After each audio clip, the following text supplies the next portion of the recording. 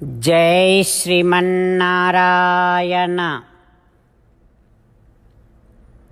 శ్రీమద్భగవద్గీత 5వ అధ్యాయము కర్మ సన్యాసయోగము 21వ శ్లోకము. బాహ్యస్పర్శేషు అసక్తాత్మా విందతి ఆత్మని యత్సుఖం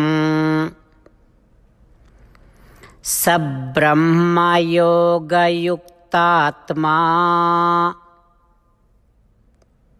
సుఖం అక్షయం అశ్నుతే. ఓం. గీతాచార్యుడు శ్రీకృష్ణ పరమాత్మ అర్జునుడితో పాటు మనందరికీ కర్మ సన్యాసయోగాన్ని ఉపదేశం చేస్తూ ఉన్నాడు. పరమాత్మ అంటూ ఉన్నాడు, అర్జున, ఆత్మలన్నింటినీ సమానముగా చూడాలనే కోరిక ఉన్నటువంటి వాడు, ఆత్మయందే నిలకడ కలిగి ఉండాలనే కోరిక ఉన్నటువంటి వాడు, ఆత్మ కంటే ఇతరమైనటువంటి వాటి మీద, ప్రాపంచికమైన విషయముల మీద ఆసక్తి కలిగి ఉండకూడదు. ఆ రకంగా ఆసక్తిని తగ్గించుకొని ఆత్మనే, ఆత్మస్వరూపాన్నే సంతతము స్మరిస్తూ ఆనందిస్తూ ఉండేటటువంటి వాడికి కొంతకాలానికి ఈ ప్రాపంచికమైనటువంటి భోగములు, అసలు భోగములన్న భావనే ఉండదు. ఆ భావన కూడా పోతుంది. అర్జున, ఆ రకంగా బాహ్య విషయముల మీద ఆసక్తి తగ్గినటువంటి వాడు, ఆత్మయందే సంతతము ఆనందాన్ని పొందుతూ ఉండేటటువంటి వాడు ఇక శాశ్వతమైనటువంటి బ్రహ్మ అని పిలవబడే ఆత్మానుభవాన్ని, ఆత్మ ఆనందాన్ని పొందుతాడు, సుఖాన్ని పొందుతాడు అంటూ భగవానుడు ప్రాపంచికమైనటువంటి విషయముల మీద ఆసక్తిని తగ్గించుకుంటూ ఉండమని, ఆత్మను స్మరించుకుంటూ ఉండమని, తద్వారా శాశ్వతమైనటువంటి సుఖాన్ని పొందుతామని చెబుతూ ఉన్నాడు.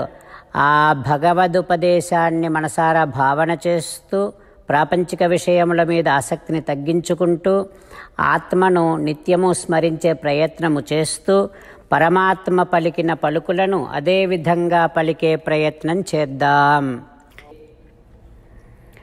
బాహ్యస్పర్శేష్వసక్తాత్మా విందతి ఆత్మని యత్సుఖం స బ్రహ్మయోగయుక్తాత్మా సుఖమక్షయమశ్నుతే. అంతేకాకుండా మనం ప్రతిరోజు శ్రీమన్నారాయణుడికి ఒక 8 పనులు చేస్తాం అని మాట ఇద్దాం.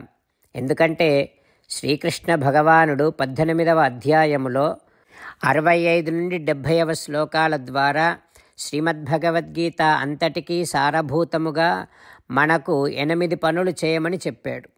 అలా చేస్తే చాలు, నేను మిమ్మల్ని అన్ని విధాలుగా రక్షిస్తా అని ప్రమాణపూర్వకముగా ప్రతిజ్ఞ కూడా చేశాడు. అందుకని శ్రీమద్భగవద్గీతను అంతటినీ విన్న తర్వాత అర్జునుడు కూడా చివరకు కరిష్యే వచనం తవ, కృష్ణ నువ్వు చెప్పినట్టే చేస్తా అని అన్నాడు. కనుకనే భగవానుడు అర్జునుడికి అన్ని విధాల విజయాన్ని అందించాడు. మనం కూడా ప్రతిరోజు శ్రీమన్నారాయణుడికి ఆ రకంగానే మాట ఇద్దాం. 8 పనులు చేస్తాం అని మనము మాట ఇస్తే అది అష్టాక్షరీ మహామంత్ర జపము చేసినటువంటి ఫలితాన్ని మనకు ప్రతిరోజు ఇస్తుంది. ఇట్లా మాట ఇవ్వటం కంటే గొప్ప పూజ, యజ్ఞము, తపస్సు మరొక్కటి లేనే లేదు. అందుకని నేను అంటూ ఉంటాను, మీరు మనస్సులో భావిస్తూ ఉండండి. ఈ రకంగా మనము మాట ఇస్తూ ఉంటే శ్రీకృష్ణ భగవానుడి ముఖారవిందములో కలిగేటటువంటి ఆనందాన్ని మనం ప్రతిరోజు దర్శిద్దాం, ఆస్వాదిద్దాం. జై శ్రీమన్నారాయణ. హో శ్రీమన్నారాయణ, నువ్వు చెయ్యమన్నట్టే నేను నిన్నే సంతతము ధ్యానము చేస్తూ ఉంటా. హో శ్రీమన్నారాయణ, నువ్వు చెప్పినట్టే నేను నీ భక్తుడిగానే ఉంటా. హో శ్రీమన్నారాయణ, నువ్వు చెయ్యమన్నట్టే నేను నా విధులను కర్తవ్యాలను నీ సేవగా నీ తృప్తి కోసమనే సక్రమంగా నిర్వర్తిస్తూ ఉంటా.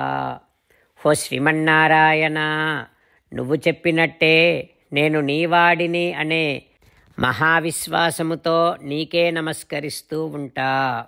హో శ్రీమన్నారాయణ, మామేకం శరణం వ్రజ, నన్ను ఒక్కడిని మాత్రమే శరణు వేడుకో అని నువ్వే అన్నావు కనుక నేను నిన్ను ఒక్కడిని మాత్రమే శరణు వేడుకుంటా.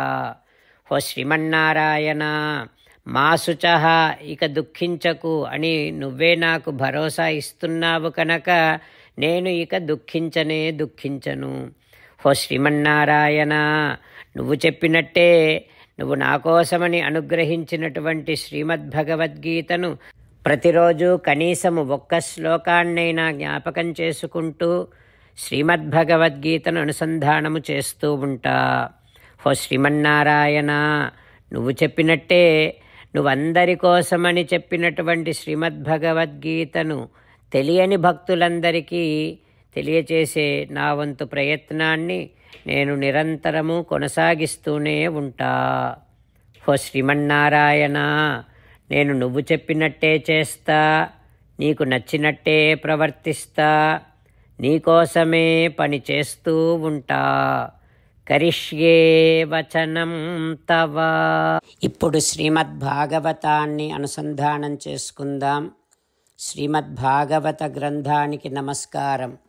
నిగమకల్పతరోర్గళితం ఫలం సుఖముఖాదమృతద్రవ సంయుతం పిబత భాగవతం రసమాలయం ముహురహో రసికా భువి భావుకాః. శ్రీసుఖ యోగీంద్రుల వారికి నమస్కారం.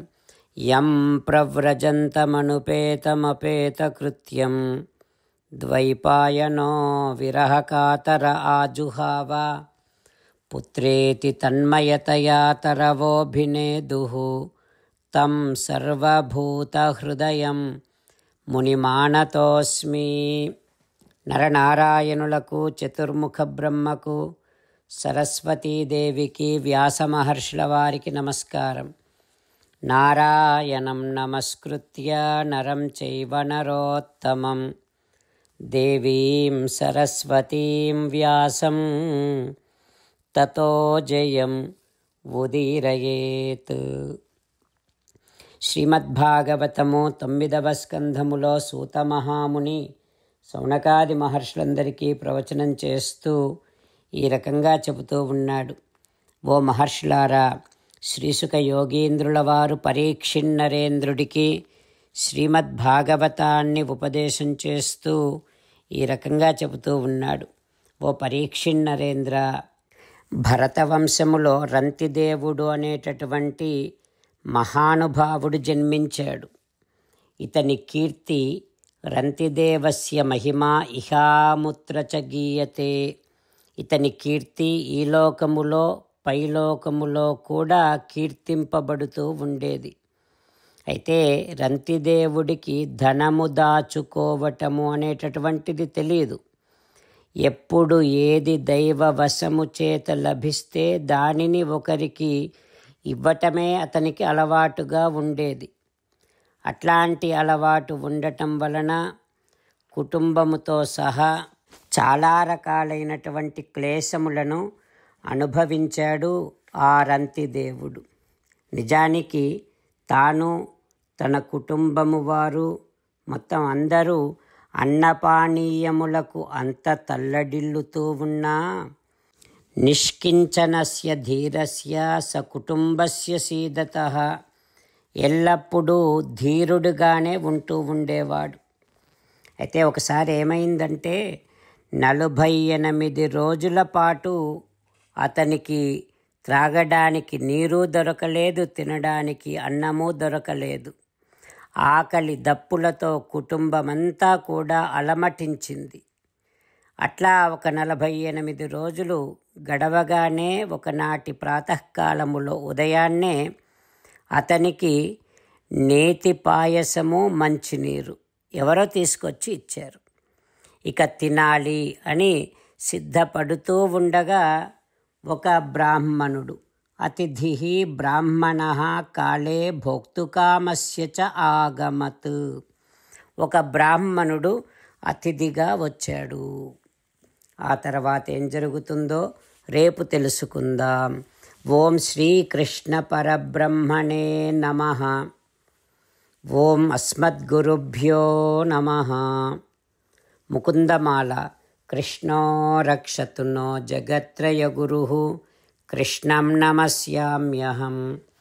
కృష్ణే నామరశత్రవో వినిహతాః కృష్ణాయ తస్మై నమః. కృష్ణాదేవ సముత్థితం జగదిదం కృష్ణస్య దాసోऽస్మ్యహం. కృష్ణే తిష్టతి విశ్వమేతదఖిలం హే కృష్ణ సంరక్ష మాం. శ్రీమద్భగవద్గీత 5వ అధ్యాయము 21వ శ్లోకము. బాహ్యస్పర్శేష్వసక్తాత్మా విందత్యాత్మని యత్సుఖం సబ్రహ్మయోగయుక్తాత్మా సుఖమక్షయమశ్నుతే. బాహ్యస్పర్శేష్వసక్తాత్మా విందత్యాత్మని యత్సుఖం సబ్రహ్మయోగయుక్తాత్మా సుఖమక్షయమశ్నుతే. శ్రీమన్నారాయణ కరిష్యే వచనం తవ. సర్వం శ్రీకృష్ణార్పణమస్తు. జై శ్రీమన్నారాయణ.